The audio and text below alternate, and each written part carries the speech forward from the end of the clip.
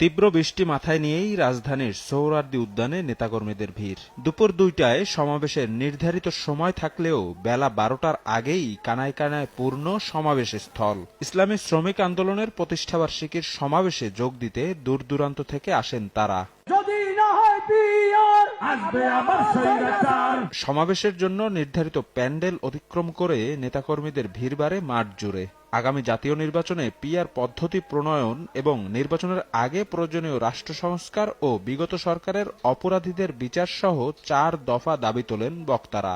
নতুন বাংলাদেশ বিনির্মাণের যে সুযোগ তৈরি হয়েছে, এই সুযোগ আমাদের কাজে লাগাতে হবে। অনুষ্ঠানে বিশেষ অতিথির বক্তব্যে দলটির সিনিয়র নায়েবে আমির সৈয়দ ফয়জুল করিম বলেন, সমাজের মানুষের মধ্যকার অর্থনৈতিক বৈষম্য দূর করতে চায় তার দল। মন্তব্য করেন, আগামী নির্বাচনে ইসলামের পক্ষ এবং বিপক্ষের শক্তির মধ্যকার লড়াই অনিবার্য। আমরা ভালো থাকবো, সবাই একসাথে ভালো থাকবো। কেউ ৫ তলায়, কেউ ১০০ তলায়, এই ব্যবধান আমরা চাই না। ইসলামের হুকুমতের বাইরে আসলে কেউ কাউকে মর্যাদা দিতে পারে না। আগামী এক যুদ্ধ আসতেছে, নির্বাচনের যুদ্ধ। আগামী যুদ্ধের মধ্যে কি হবে? কাদের সাথে যুদ্ধ করবেন? ইসলামের পক্ষে শক্তি, ইসলামের বিপক্ষে শক্তি। সমাবেশের প্রধান অতিথির বক্তব্যে ইসলামী আন্দোলন বাংলাদেশের আমির সৈয়দ রেজাউল করিম বলেন, অভ্যুত্থানের পর দেশে ইসলামপন্থীদের ক্ষমতায় যাওয়ার পরিবেশ সৃষ্টি হয়েছে। ৫৪ বছরের নির্বাচনী অপসংস্কৃতি বন্ধ করতে হলে আগামীতে পিআর পদ্ধতিতে নির্বাচন করতে হবে বলেও মন্তব্য করেন তিনি।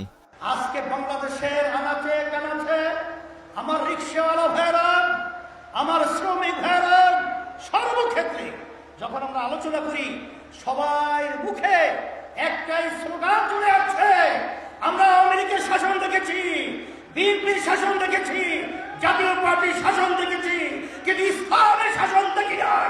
আজকে ২৪-এর পরে ইসলামী শাসন বাংলার জমিনের ভিতরে বাস্তবায়ন করবো। সংসদ ইসলামের পথ করে উঠতে থাকবে। সমাবেশ শেষে ৪ দফা দাবিতে সোহরাওয়ার্দী উদ্যান থেকে মিছিল বের করা হয়। মিছিলটি নগরীর গুরুত্বপূর্ণ সড়ক প্রদক্ষিণ শেষে জাতীয় মসজিদ বাইতুল মোকাররম প্রাঙ্গণে গিয়ে শেষ হয়। শফিক মুন্সি, সময় সংবাদ, ঢাকা।